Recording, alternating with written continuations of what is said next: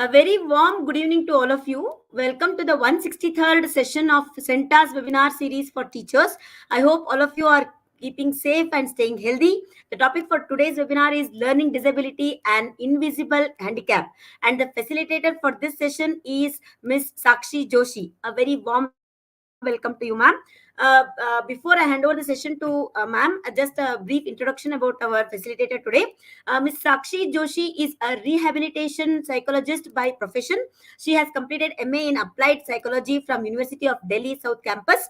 Also, she has done specialization in school counseling from NCERT, over 20 years of experience in working with CWSN, presently working as head Arya Vidya Mandir Institute of Special Education. A very warm welcome to you, ma'am. Before I hand over the session to the facilitator, I would like to inform all the teachers that they will receive participation certificates for the session. So please do fill out the feedback form that will be shared with you towards the end of the session. Over to you, ma'am. You can share the screen, ma'am. Thank you so much, Harsha. Thank you so much for your kind words and so lengthy introduction. Namaste and a very, very warm welcome to all the viewers, the people who have joined us from all over the country and all over the world. The next 45 minutes are going to be devoted to understanding the concept of learning disability. Yeah, so I just want to share and start the webinar to go through what all do you understand by the term learning disability, or as we now call it as specific learning disability. Harsha, if you could just help me out with the kind of responses we are getting. Yeah, sure, ma'am. Kindly share your screen, ma'am. I am doing that.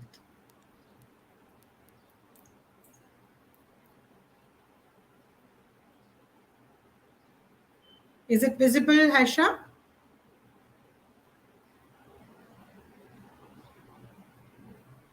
Is my screen visible, Harsha? Yes, ma'am. Your screen is visible. You are also visible.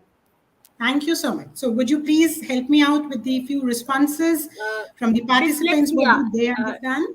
Ma'am, one of the teachers is telling dyslexia. Okay, great. Yes, definitely. We will be. So that's the most commonly used term.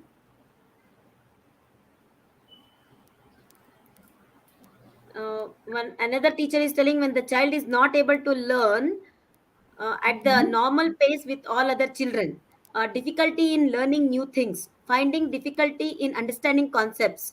It's just if a child is not able to understand any concept. Wonderful. Okay. Yes. Yes. Dysgraphia, they're selling. Oh, great. Great.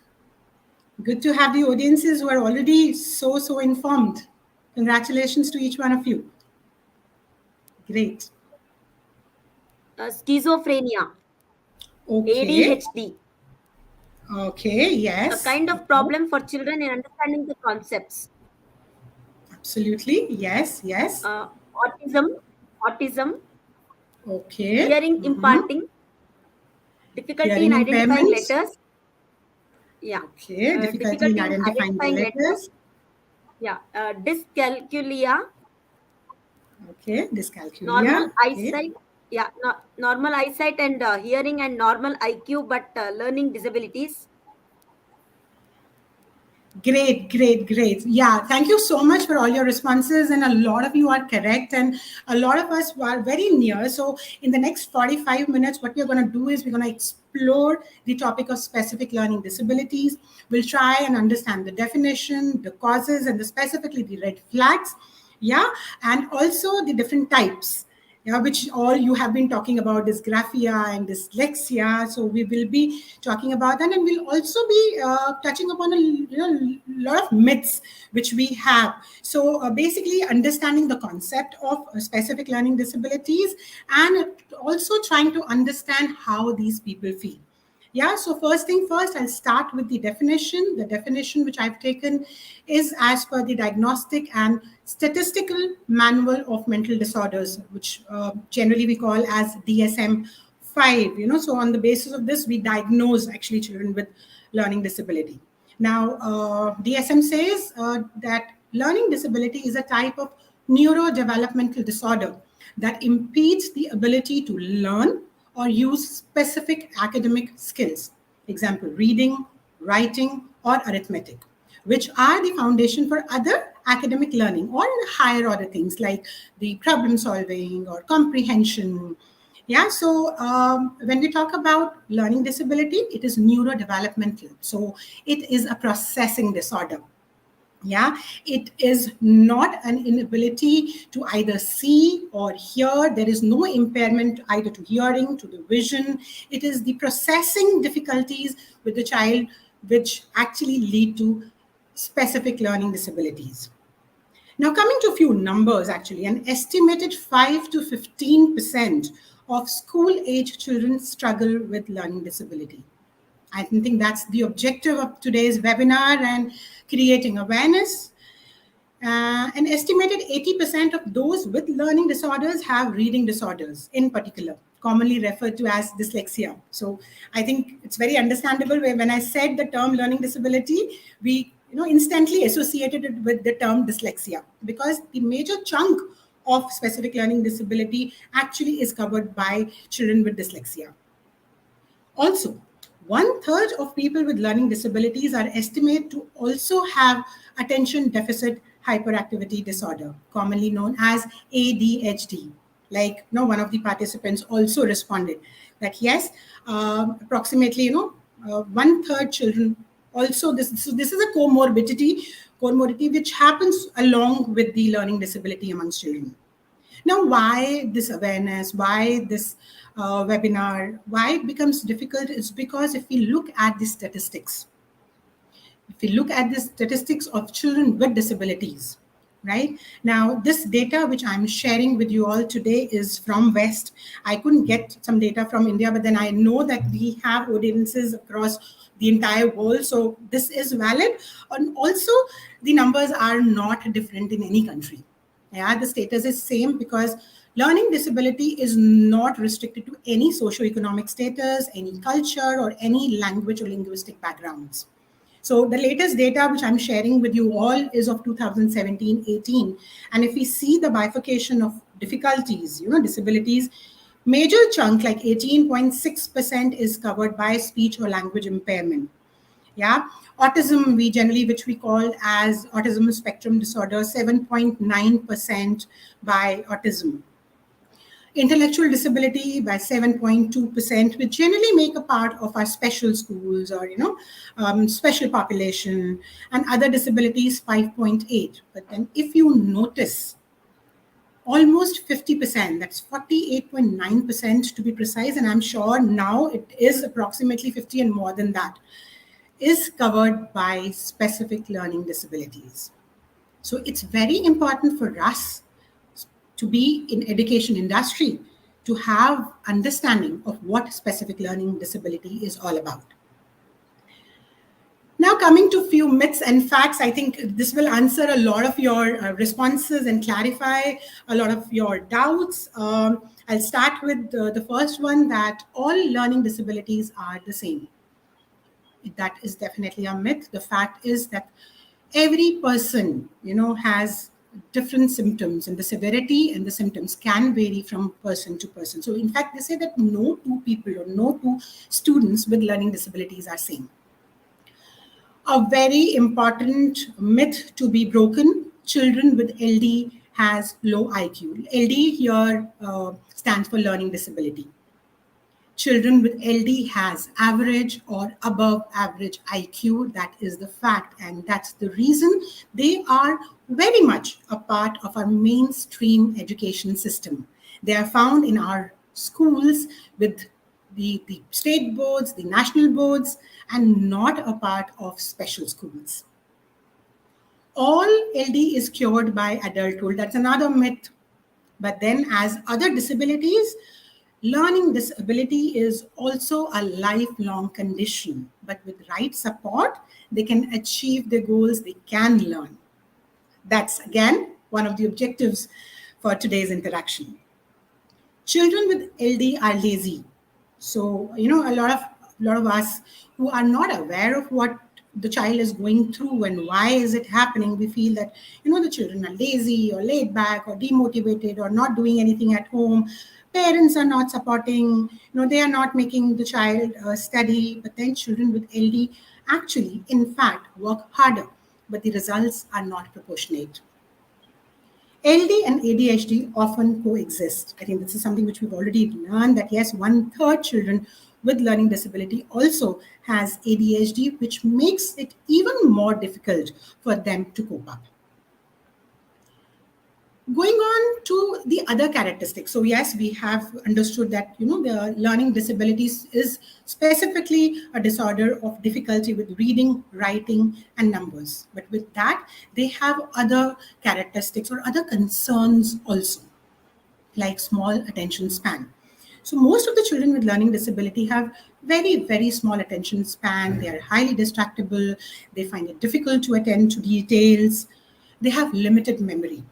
Yeah, so their working memory. So most of our higher order thinking, operations, we do in our working memory.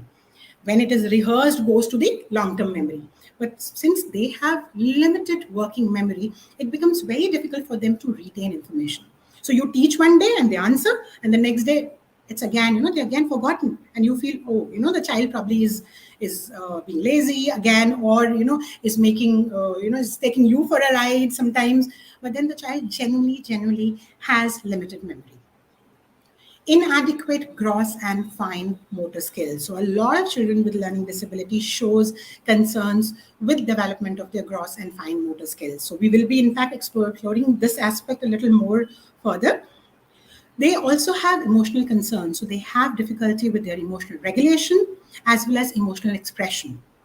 They find it difficult to understand sarcasm, reading between the lines. So, so when a teacher tells them, okay, that, oh, you have been a good boy, the child might actually feel that the teacher is praising that particular child. So they are not able to understand sarcasm, indirect speech, and they find it difficult to sustain or initiate conversation with the peer group. As a result, they have poor self-esteem, low level of confidence, leading to a lot of social concerns.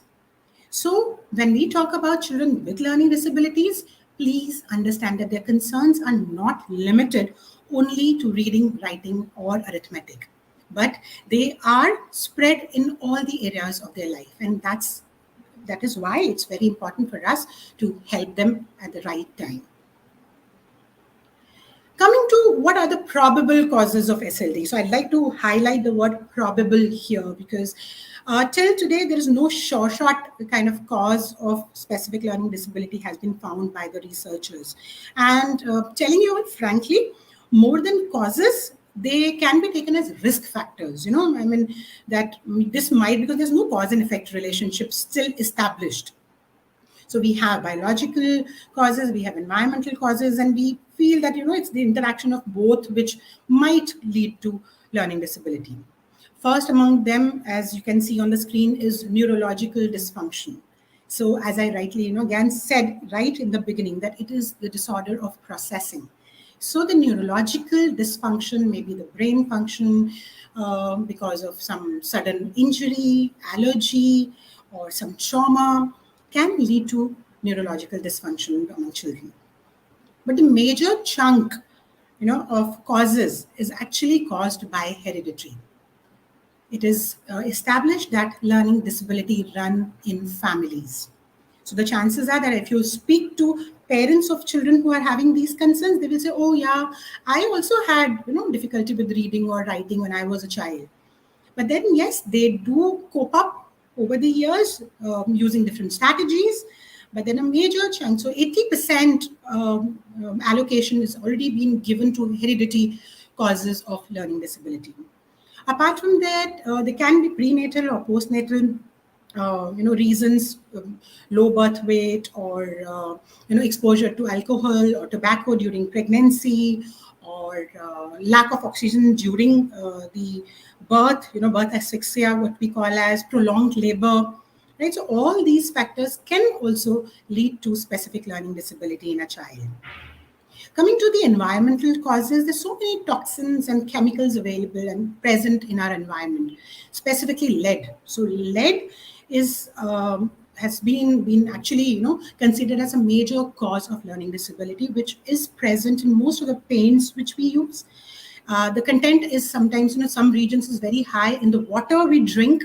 So it actually enters into the body and makes alteration in the dysfunction and the brain functioning. Or, as I said, that interaction. So there is a predisposing personality or a hereditary predisposition already present in the child, plus some prenatal, postnatal, or environmental factor leads to learning disability. But again, would like to stress on that till now there is no one reason or the cause which has been established as the cause which actually causes learning disability. Now going to the types of learning disabilities, which I think a lot of you have already written, dyslexia and dyscalculia. So if you see different books, if you Google, you will find different types of learning disabilities. So somewhere they have given 5 types of learning disabilities, somewhere they've given 7 types of disabilities, like NVLD, non-verbal learning disability, or dyspraxia. But then for today's webinar, I am restricting our discussion to only 3 major types, which is again given by the DSM-5, which I am following for today's webinar, which is dyslexia, dysgraphia, and dyscalculia. Now let's try and understand each one of them in detail. Are we ready? Yes. So let's start with dyslexia. So as the word, why we are starting with dyslexia is we have already understood that 80% of children with learning disability has dyslexia, right? So in fact, if we see, the history of learning disability, before that term learning disability was coined, it was called as word blindness. And then the term dyslexia came. And then when they got to know that it's the umbrella of difficulties and the concerns, then the term learning disability emerged, which now has come to specific learning disabilities. So do not get confused if I say specific learning disability, which is used synonymously with learning disability. Yeah? Okay. Coming back to dyslexia. Dyslexia is a term that refers to the difficulty with reading. People with dyslexia have difficulty connecting letters they see on a page with the sounds they make. Like, when I'm reading or you're reading, they find it very difficult to read. As a result, reading becomes a slow, effortful, and not a fluent process for them. So what happens is they have difficulty with word recognition, what we call as, sound simple association. A says A, B says B, right? So phoneme, grapheme association, they have major difficulties with word recognition. They have difficulties with spellings, as well as the decoding abilities are hampered to a large extent. So what are decoding abilities? Now, just give you a little brief, though it's quite in detail, just to give you a brief. Now, when we talk about any language, not only English, be it any language, what is language? Language is a mixture of few symbols, which needs to be decoded, right? So their decoding abilities are hampered, and that is why it becomes very difficult for them to make sense of what is written. Looking at different signs and symptoms of dyslexia. Now, I know that I am actually, addressing a very heterogeneous population today. So I must be having teachers right from pre-primary to primary grades or the secondary grades. So what I've done is I have tried to kind of, touch upon the signs and symptoms from across all the grades so that, we can relate to them.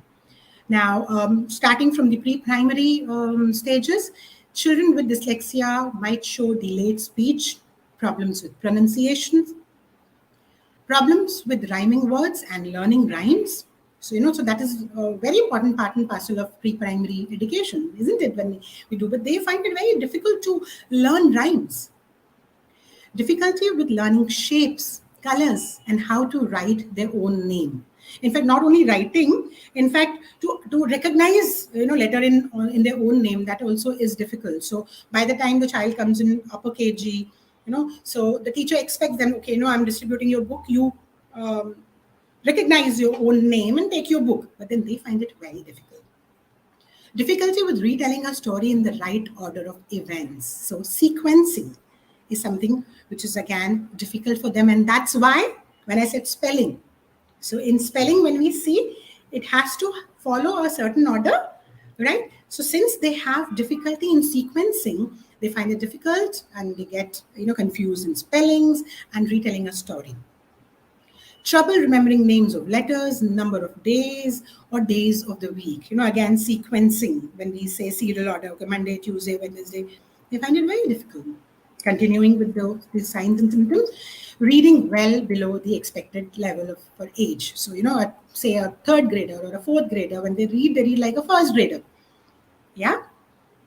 Difficulty in seeing similarities and differences in letters and words. Since they have decoding difficulties, they can't make out the similarities and differences in letters. So they say, so I'm sure at least from India, people who are joined from India, they would know about Tare Zameen Par, right? So they say that letters are dancing, yeah? So that's what happens with the child with learning disability. Difficulty in spelling words, as I said, writes words backwards the majority of the time, such as writing pit when the word tip was intended, or when the tip is intended, like pit. Again, sequencing difficulties. As I said, sequencing numbers and letters. Now let's take a while and try and read the way girl in red is reading. Just take a while. Just to put ourselves in the shoes of a child who actually has dyslexia. Please, my request, try and read how difficult it is. And not all letters are difficult. Yeah, there are a few words which are read correctly also. Now read the girl who's reading, who's a normal reader, the girl in blue. And then they saw two girls on the far side of the river. If you can see the girl in the red, she's seeing reversals, mirror images, there are omissions, there are additions of letters. This is how a child with dyslexia perceives the content. Now imagine how difficult and effortful reading becomes for this reader. And it's not, on a theory, I am saying anything like this. So, in fact, the MRI images have shown that if you see the MRI while reading of a typical reader and a dyslexic reader, you see the areas of brain which are activated of a typical reader are so much and so many. At the same time, dyslexic reader, there are very few areas in the brain which are getting activated. So the things or the visuals which they are seeing are not getting processed by the brain. And hence, they're finding it difficult. Yeah, so dyslexia, reading difficulty, sound symbol association, the child finds it very difficult. It affects spellings. Yeah. Let's go to the next type, which is dysgraphia. So, the term itself says graphia means handwriting. So dysgraphia is a term used to describe difficulties with putting one's thoughts onto paper. So problems with writing can include difficulties with spellings, again, grammar, punctuation, and handwriting. Now, when we talk about dysgraphia, it is the visual motor integration of the child which is affected, what we call as eye-hand coordination. And the fine motor skills, which are actually required for writing, the process of writing, are affected. So since the handwriting becomes such an effortful, again, task for children with dysgraphia, so both the aspect of handwriting or the writing are concerned, the syntax and the semantics. Yeah, so the comprehension, yeah, as well as the handwriting per se, the act of writing or copying from the board, both are affected. Let's see few signs and symptoms of dysgraphia also. Since they find writing difficult, so yes, avoiding written work, Cramped or odd grip holds the pencil very near to the paper, or in a very awkward grip. This is what you see in, again, pre-primary children when they start holding. So they take time, but then most of the children are able to overcome and learn the correct hold. But then few children continue to do that for grades 1 and 2 and beyond also. So that is another indication that the child might have dysgraphia. Excessive difficulties in composing a text, omitting words frequently in sentences or unfinished sentences. Illegible handwriting, very, very understandably, because they find it so difficult, so their handwriting is very untidy, illegible, incorrect use of upper and lower cases, mixed, inverted characters, print, cursive, all mixture. So all these things are very clearly seen in the samples of children with dysgraphia.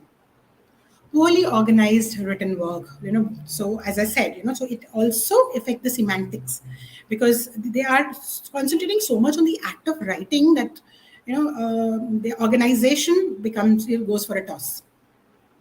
Basic written activities such as taking notes are challenging as they require simultaneous listening. Use of non-permissive letter strings consistently in higher grades, you will find, there are for certain grammar norms that S and Z cannot exist together, or 3 vowels cannot come in a sequence, right? So they would use all these things, and they would make grammatical as well as spelling errors. Inconsistent page positioning in terms of lines and margins. So they do not know where to start. The concept of blue and red lines in the pre-primary and primary classes becomes very difficult. So, they would write in between those red and blue lines where they're not supposed to write. So they find it very difficult. Uneven spacing between words and letters. So let's see a sample, in fact, of a child with dysgraphia. So yes, this is a grade 4 child writing. So you can see the slants, there are right slants, left slants, there's capital and the small cases all mixed up. When you say out, her pencil, there's no gap or spacing in between words. So you cannot tell where a word ends and where the other word starts. So this is a typical example of a child with dysgraphia handwriting. Now, coming to the third type of learning disability, which is called as dyscalculia. It is a term used to describe difficulties learning number-related concepts or using the symbols and functions to perform math calculations. Problems with math can include difficulties with number sense, memorizing math facts, math calculations, math reasoning, and math problem solving. Let's quickly look at the signs and symptoms. Counts with fingers because of difficulty with counting. Even after coming to 4th or 5th grade, also they still find comfortable counting with fingers. Problems with differentiating between left and right. Yeah, so again they also have difficulties with directions. And the research says, we say generally that, the gray matter, so brain, also how intelligent or how quick analytical skills a person has depends on the gray matter. So the research shows that children with dyscalculia has less amount of gray matter present in their brains. And that is why they find higher order calculations and operations difficult. And the arithmetic procedures are also done in the wrong directions. Yeah. So we generally, when we are adding, we do it from right to left. They would do from left to right or top to bottom. All those complications happen. So as a result, they know the concept of addition, but the answer comes incorrect. Poor comprehension of fractional concepts, because it's a very, very abstract, concept, half or 3/4, 3/4, what does that mean? So they cannot comprehend that. In older children, major impairments are evident in solving more complex arithmetic problems, have difficulty reading clocks to tell time, money concept, identifying patterns, remembering math facts, and solving mental math. Yeah. So that brings me to end of all the three major types of learning disability. So here is a sample of the child with dyscalculia. So you can see the first 36, the child has read it as 63. So in the extended form, the child is intending to write 60 plus 3, but then again, the order has been changed, right? Similarly, for 39, so the child has read it in 93 and has written 90 plus 3. Yeah, so as I said, the severity and so you won't see only one kind of an error consistently over a period of time. They can have different kind of errors like it is, and as a result, the child has got all five incorrect. Yeah, so that brings me to end of the three major types of learning disabilities. So specifically for my teacher population who are there, taking care of the tiny tots, pre-primary and primary teachers, here I have few risk pointers because these are the skills which are readiness skills for reading and writing or arithmetic. So they are very important. So late speech, pronunciation problems, difficulty with rhyming, trouble learning numbers, letters, days of the week, colors, and shapes, difficulty learning and understanding left, right, up, down. Specifically, yesterday, tomorrow is a Herculean task. I mean, till grade 3, 4, 5, they keep getting confused in this. Difficulty following directions or learning routines, awkward when running, jumping, skipping, keep bumping into objects or each other, find it difficult to maintain a personal space, they fall frequently, and difficulty with buttoning, zipping, using scissors, catching or hitting a ball. So majorly, the fine motor skills is what I'm referring to here, and hitting a ball or catching means again eye-hand coordination. Yeah, so these are the risk pointers right at pre-primary level. So my earnest request to my pre-primary audiences, population who are taking care, please be aware of these risk pointers. Now, a lot of us, we will feel that what is the importance for SLD awareness for teachers? Now, almost all the schools have special educators in their schools. So it is a task of the special educator to take care of these children, do remediation. But why do we feel that, its awareness is also important for teachers? I'd like to know from my audiences. Can we devote a couple of seconds and my group, if you want participants, would you want to tell me why is it important for a school teacher or a main school teacher to be aware of specific learning disability? Harsha, I would require your help in reading out the responses if you can, please, since I can't Sure, see ma'am. the chat. Sure, ma'am.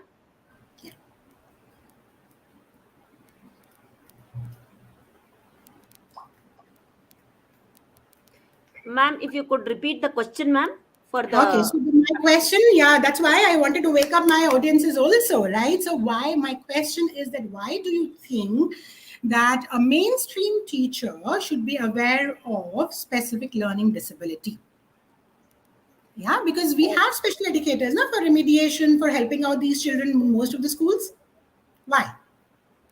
Ma'am, Madhu ma'am is telling because the class teacher spends more time with the child to Absolutely, cater Madhu. to, Thank you. yeah, to cater to the special needs of their understanding. Jyotsna Yes, ma'am is telling. Then major. Reenu ma'am is telling because uh,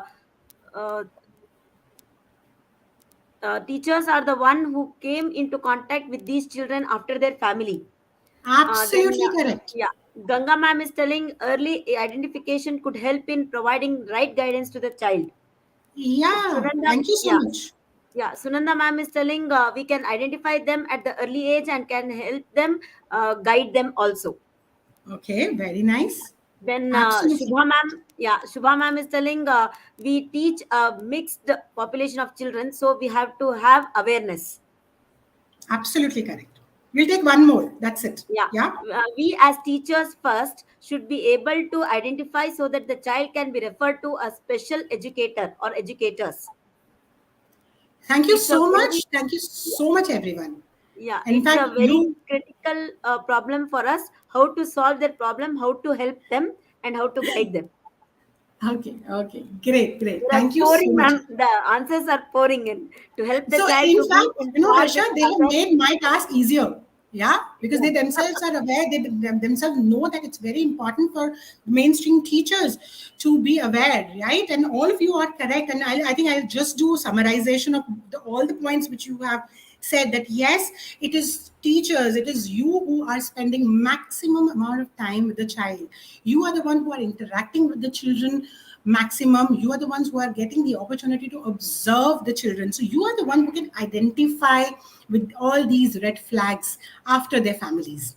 Yes. And secondly, as someone rightly said, the early intervention, because we know that the initial 7 years of our age are very important as far as the development of a child is concerned, right? So early intervention actually can take care of a lot of concerns right at that age and decrease the severity of these concerns in future and equip the child with the right strategies to be able to deal with these concerns. So early intervention has been, so I can't undermine the importance of early intervention, because we have seen, in my own experience, we have seen wonders happening by early intervention, because that is the time when the brain is developing. And the right intervention, the right strategy at that time can create really wonders with the child. And it is you as teachers, specifically the pre-primary and the primary level, who can identify and can refer these students to a right person for further help. Also, I have used, right in the beginning, that learning disability as a hidden handicap. So these children do not have an overt problem. They do not have anything which is visible, right? And that is why most of us, and even parents are not aware. Even parents feel that, there is nothing, the child is being lazy. Oh, masti kar raha hai, right? But then it is a hidden handicap. So also, again, reason that the child is struggling. The child might have difficulty. There's a significant difference between the potential and performance. So as teachers, a lot of times we say, when we do orally, the child is very good. Class participation is very good. But when it comes to writing, he doesn't write. When it comes to assessment, he doesn't reproduce. He doesn't, give me answers in writing. So there is a vast difference between the potential and the performance, the academic achievement or the performance of the child, right? As we said, that the children with learning disability have normal or above average IQ, right? But then there is a vast difference between the potential and the performance. By now, I'm sure you must be visualizing a lot of your own children in your own class. That, that child or this child, this is what happens with us. I'm telling you honestly, now the difference between potential and performance is also one of the diagnostic criteria for diagnosing learning disability, because there is a much, there's a vast difference. Also, specific learning disability varies in severity. So it follows a continuum, right? From mild to moderate to severe. So yes, so moderate and severe children does require one-on-one intervention. They do require sometimes the help of special educator.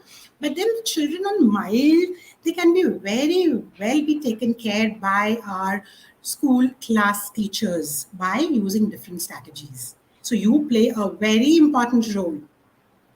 Strategies used to help children with LD can benefit the entire class. Now, this is one thing which I always tell my all trainees, my all students over years, that do not think of planning a strategy that I am doing it for this particular child. Because if you're doing anything special, or if you're taking a step further, right, that is going to benefit each and every child in your class.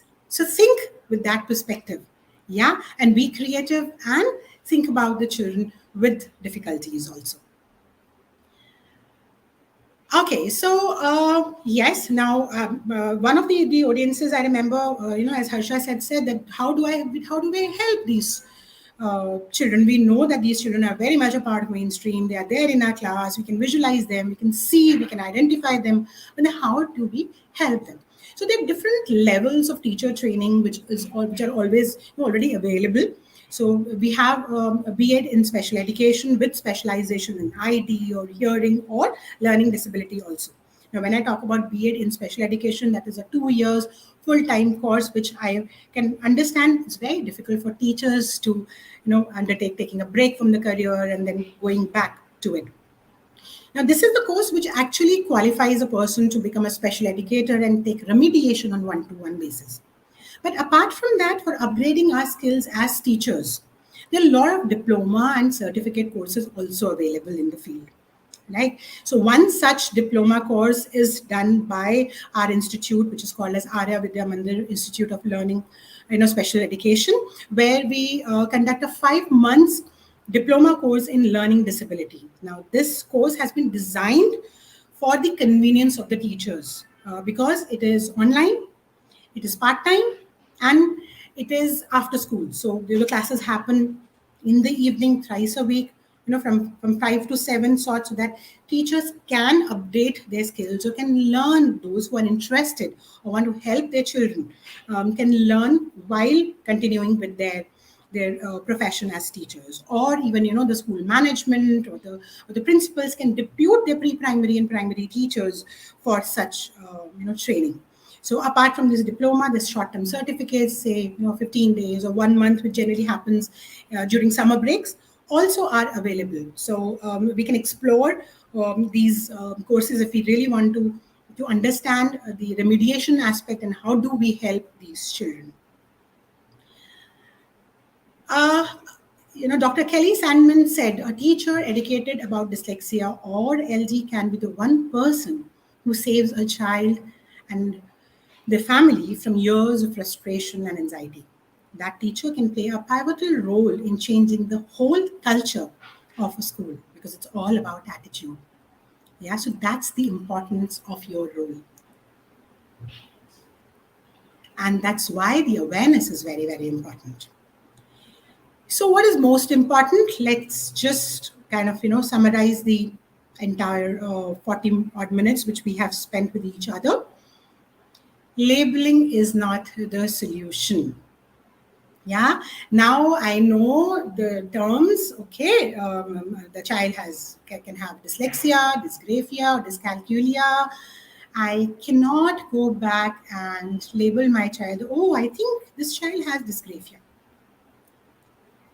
And because labeling one is not the solution, working on the concerns is, right? The child has concerns with reading. What can I do to improve his reading? The child has concerns with writing. What can I do to improve his writing? Right? So please beware. That will be my earnest request to each one of you. Do not use these terms loosely. Yeah, because getting labeled with being dyslexic can really hamper the self-esteem of a child. Right? So please, that's a word of caution. And also, in fact, I'd like to add on, we are not the right people, as teachers to be able to diagnose children with learning disability.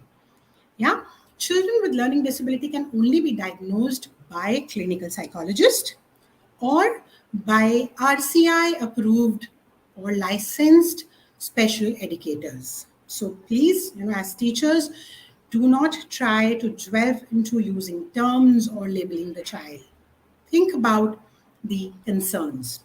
And as I said, early intervention is very important. So the moment you feel that those red flags which we discussed just now, any of them or 2-3 of them in clusters are prevalent, are distinct in a child, talk to the parent, try and help the child, send them to the right person. Again, every child has strengths, be it any child. So the child with learning disability also has strengths. So highlight the strengths of the child.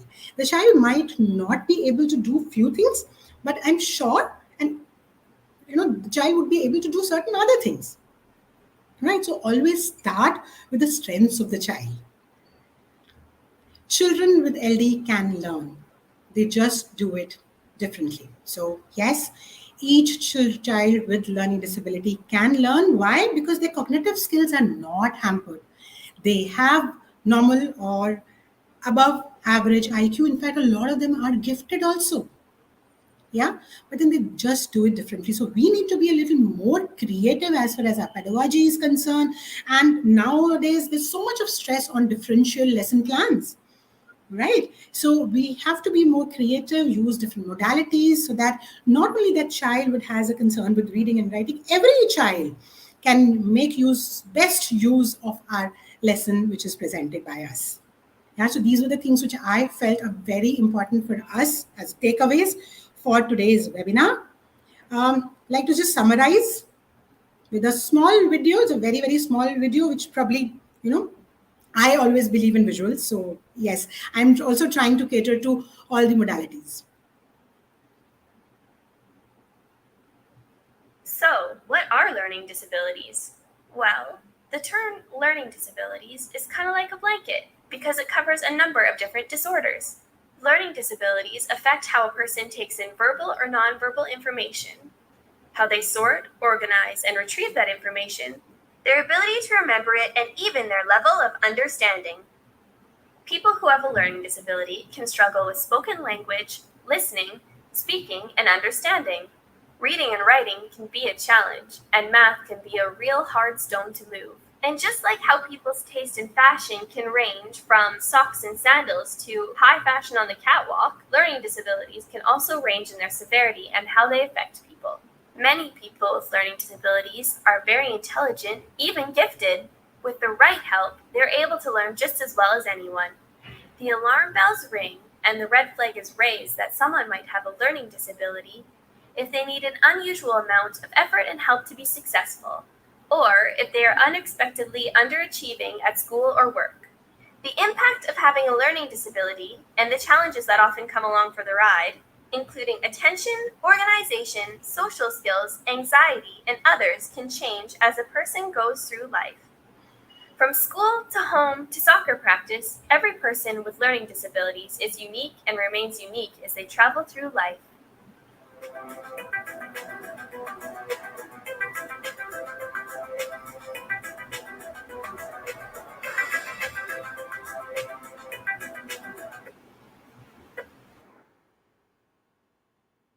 So, what are learning disabilities? Well, the term. So with that, I end my interaction and presentation for today. The forum is open for questions, comments, or any concerns. Harsha, would you help me with the specific Yes, ma'am. questions? There are few questions from many teachers, ma'am. Okay. Mr. Mohan is asking, does cognitive behavior therapy should be included in our CBSE curriculum? So I would like to ask Mr. Mohan, in what terms is he talking about cognitive behavior therapy as a curriculum? So is he talking about as a part of curriculum in psychology in 11th and 12th, or so, how is he? So I'm not clear with the question, which will you please clarify? Ma'am will come back to that question again once he Yes, answers on the comments box.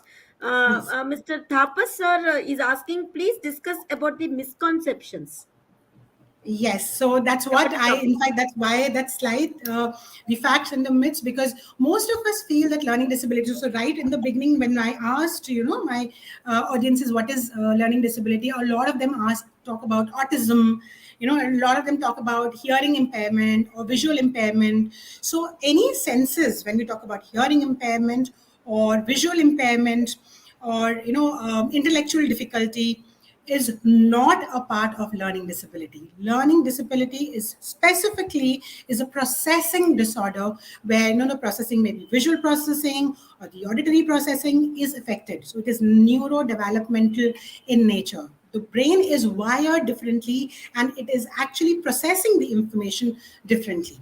Right? It is a lifelong situation and condition, as I said, and it is a disability. And children with learning disability are not dumb. They're not idiots. They're not slow learners. They are children with average or above average IQ, and they are very much a part of our mainstream education. I hope that resolves your query. Any other queries and questions, Harsha? Yeah, thank you, ma'am, for the reply. Manjusha ma'am is asking, can you please suggest few exercise for the brain of this kind of kids? It's very difficult for me to answer that particular question on this platform. Why? Because one has to see specifically where is the concern. So if, for say, it is a visual processing or it is the auditory processing. So, all these activities are very, very specific, and that is why we have experts. Now, there can be just difficulties with the fine and motor skills. So fine and motor skills, or difficulties with attention, as I said. So a lot of them are taken care by occupational therapist. If there are difficulties with delayed speech or language or misarticulation, then that is taken care by the speech therapist. And even occupational therapists do talk about, and they work on the processing of the child, because a lot of time when we talk about, our senses are integrated. Our left brain is integrated with our right brain, which we call as bilateral integration. So children with learning disability generally have imbalance of this integration, which is done and taken care by the occupational therapist. So I don't think that I can actually outrightly suggest few exercises, but there are a lot of exercising depending on the specific need and the concern of the child. Next question, Harsha.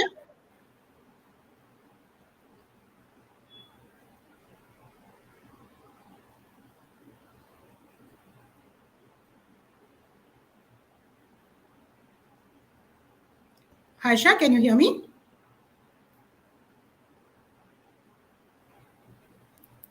Sukanya ma'am is asking, how can we identify a child with general learning difficulties and specific learning disabilities? So when we talk about learning disabilities and specific learning disabilities, as I said, that these terms are used synonymously. So both the terms mean the same.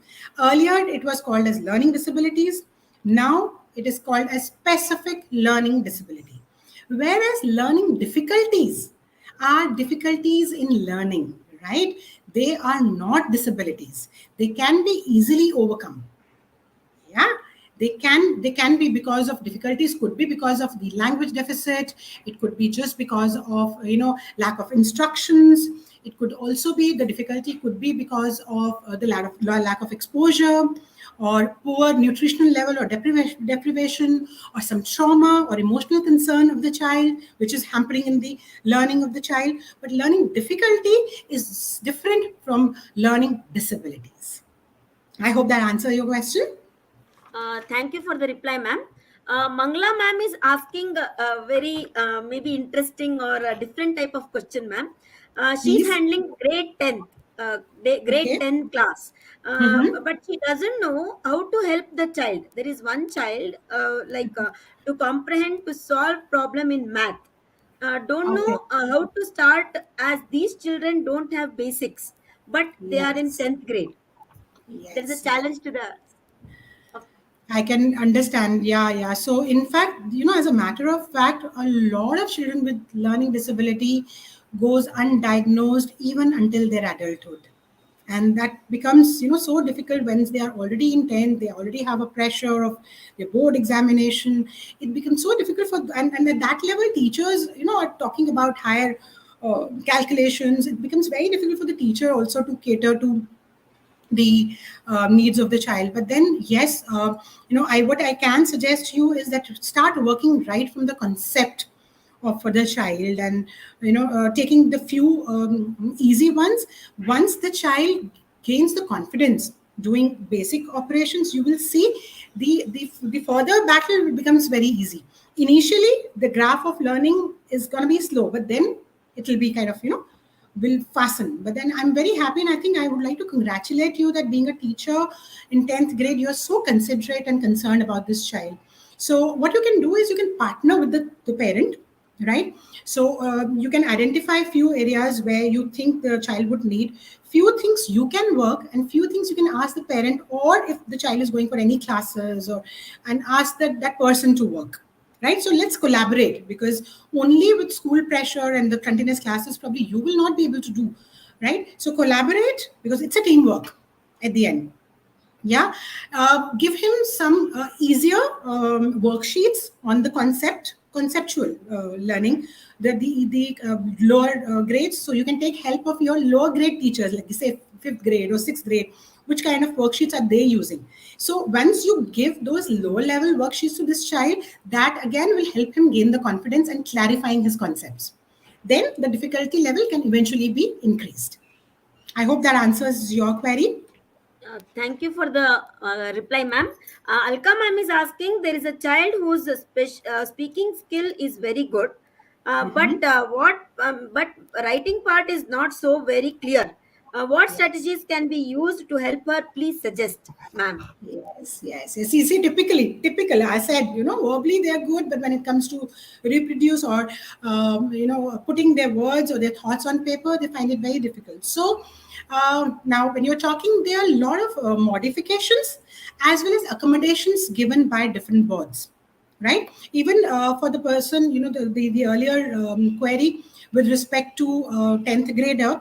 So be it CBSE or the state boards or ICSE or all the state boards, they have a lot of accommodations for these children. So children can have extra time. Those who have difficulty in writing, they can use a reader or a writer, for them writing their papers. They can also get a calculator. So if your child finds it difficult to do calculations, you can even ask, for a calculator. But then this is only granted once the child is diagnosed or assessed, formally assessed by a clinical psychologist or a special educator, a licensed special educator.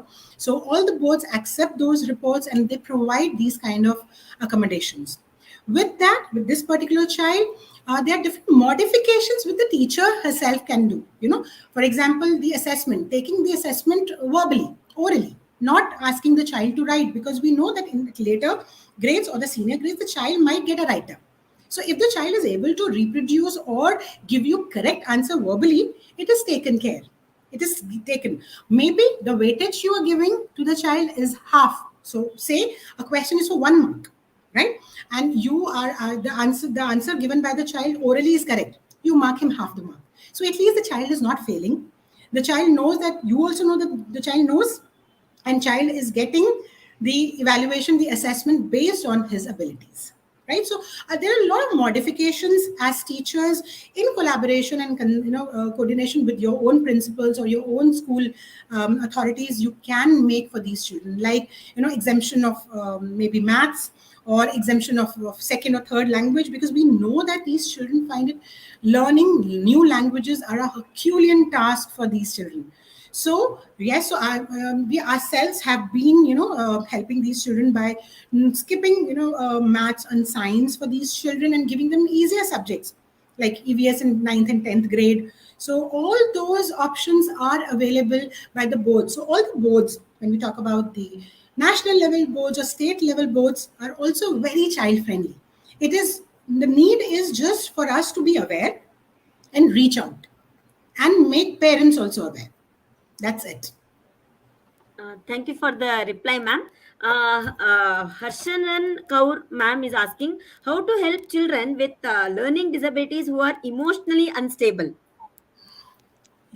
Yeah, so now most of their emotional outbursts or concerns stem from their frustration in their inability to perform at the age or grade level. So you have to but the tip you just have to do that. You just have to pinpoint the problem and try and help the child with the academic concern, and you will see that that is resolved. But simultaneously, definitely we can teach the child more constructive ways. So when we talk about aggression or when we talk about emotional outburst, see, every emotion has a lot of energy. The need for the art is to use that energy constructively. So it is not the absence of aggression we want. We want to constructively utilize that aggression or to decrease the intensity of that aggression. That is the aim.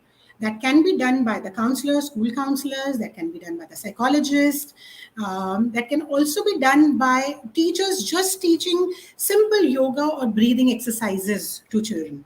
So send these children to, for yoga. Breathing has proven. So I think the world over now, people are realizing and recognizing the benefits of yoga and deep breathing. That really helps. So yes, when a counselor talks to them, they have various strategies. Somebody talked about cognitive behavior therapy right in the beginning. So cognitive behavior therapy is used very efficiently with adolescents for emotional regulation or expression of emotion. So yes, a lot of help is available. Thank you for the We can reply, take one ma'am. more question. Yes, Harsha, Yes, I ma'am. guess. Yes, ma'am. Yes, Yes, ma'am. please. We can take one or two more questions. Yes. Reenu ma'am is asking, as a parent, how can she help her child with one of these or maybe many of these disabilities? Oh my As a God, parent. that's an umbrella term, like an umbrella term of learning disability. So, what is the concern? Is it to do with reading? It is to do with spelling, or it is to do with writing? Pinpoint that. So, if you feel that the child is better when she hears, or the information, try reading out the chapter to the child. But if you see that the visuals are better, then make more visual aids and explain mind maps. A lot of strategies again are available depending upon the learning style, again the strengths, based on the strengths of the child. So I would request Renuji to kind of first try and see specifically where lies the concern and also the strength of her child, so that she can use her strength to teach the child. Thank you for the reply, ma'am.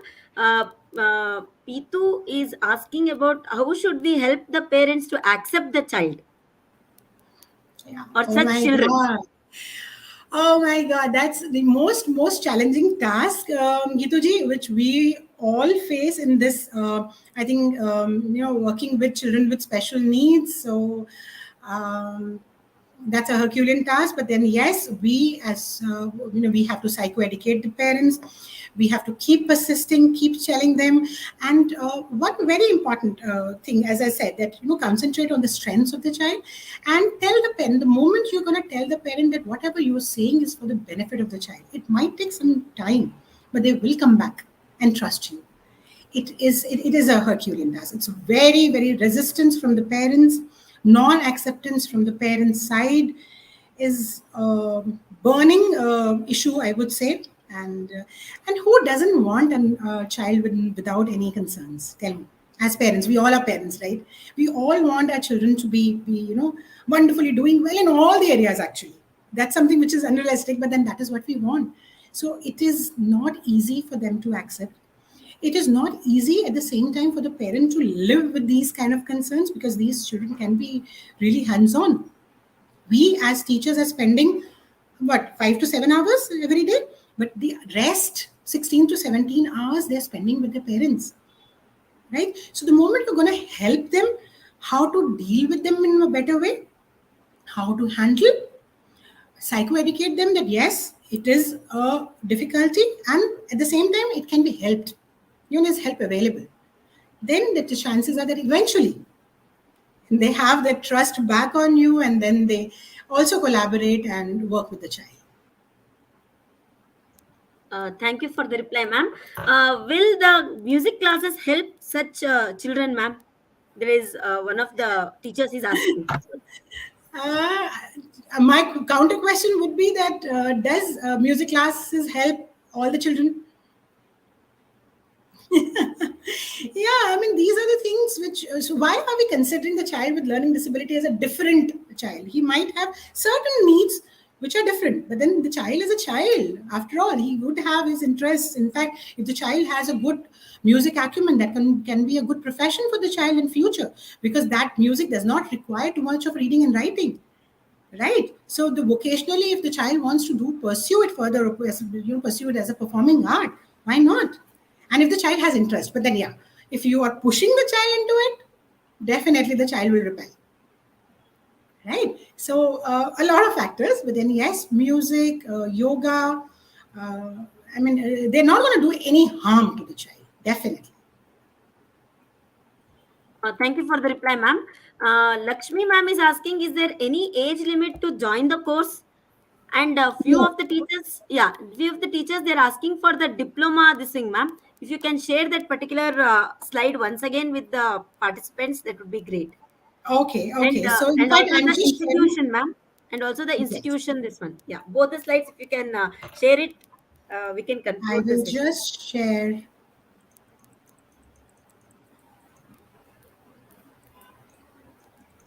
And they are also asking how to join the course. Okay. So You can email us on the email ID given, avmise@avmschools.ac.in. The minimum eligibility to join this course is graduate. That's it. And graduation in any stream. And if you have not done graduation but done ECCE, elementary childcare education, we also consider those applicants because they are already trained dealing with young children. And as I said, that pre-primary teachers and primary teachers have the maximum important role in identifying and intervening with the children with learning disabilities. You can contact us on the number given. I have also given my personal contact number. Those of you, please feel free to text me. I will send you all the details, either on the email ID, on the landline, or on the mobile number. Please feel free to contact. The diploma course is for 5 months duration, and it is done on an online basis. On few classes are on Zoom, otherwise on Google Meet. Classes happens thrice a week, 5 to 7 p.m. And we have multifaceted team coming up for teaching the trainees. So we have an occupational therapist, we have a speech therapist, a psychiatrist, the special educators, as well as the psychologists coming up as faculty. I hope that answered that query, Harsha. Any other question? Yes, ma'am. Yes, ma'am. Definitely.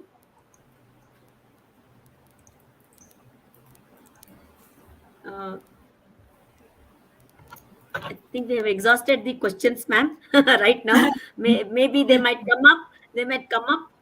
They might text you, ma'am, later on. Okay. Thank you, Sakshi, ma'am, for a very engaging and informative session for our community of teachers. I'm sure that our teachers have got a lot of takeaways from this interesting and engaging session. Thank you so much, all the participants, for engaging with us today. To register for more such upcoming webinars, please visit my center. Thank you, everyone. Pleasure, Harsha. Thank you so much, Harsha, to you for